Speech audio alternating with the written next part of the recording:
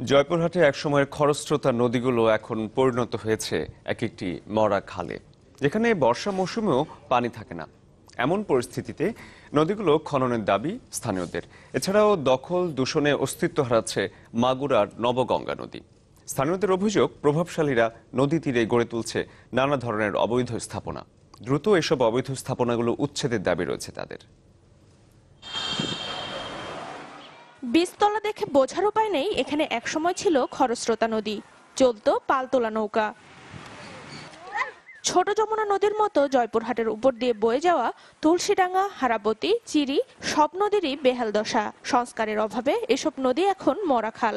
সামান্য বৃষ্টিতেই জলবদ্ধতায় নষ্ট হয় ফসল, আর শুষ্ক মৌসুমে নদীর বুকেই চলে চাষাবাদ। ভরা পানি ছিল, কোনোদিন পানি শুকাতো না, সেই নদী এখন এমন হয়ে গেছে, মরুভূমি হয়ে গেছে। যে মানুষ খাল বিল এগুলা কাটে নদী সমান করে ধান আবাদ হচ্ছে, তো ধান যদি আবাদ নদীতে হয় তাহলে মাঠের কি দরকার? এসব বাঁধের উপর ঘরবাড়ি নির্মাণের ফলে এর স্থায়িত্ব নিয়ে শঙ্কিত স্থানীয় জনপ্রতিনিধি।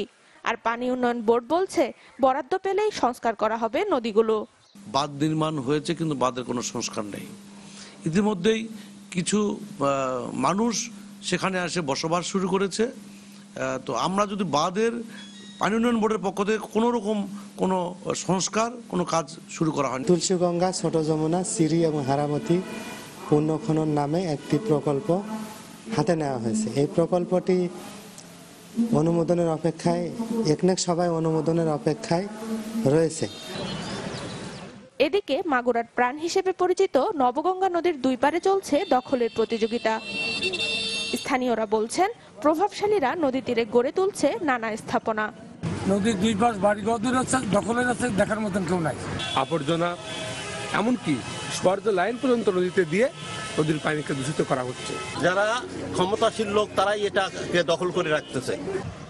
দখল দূষণ নিয়ে কোনো কথা না বললেও পানি উন্নয়ন বোর্ড জানিয়েছে, নবগঙ্গা নদীর 11 কিলোমিটার এলাকা খনন কাজ শুরু হয়েছে। নবগঙ্গার 11 কিলোমিটার নদী পুনঃখনন করা হচ্ছে। এছাড়াও উক্ত প্রকল্পের অঙ্গ হিসাবে 8টি গাটলা নির্মাণ করা হবে এবং একটি ওয়ার মেরামত করা হবে। মাগুরা ও জয়পুরহাটের নদীগুলো সংস্কার করে ফসল চাষে পানির অবাধ ব্যবহার নিশ্চিতের পাশাপাশি মাছ চাষের উপযোগী করে তোলার দাবি স্থানীয়দের। সানজিদা শান্তা, চ্যানেল 24।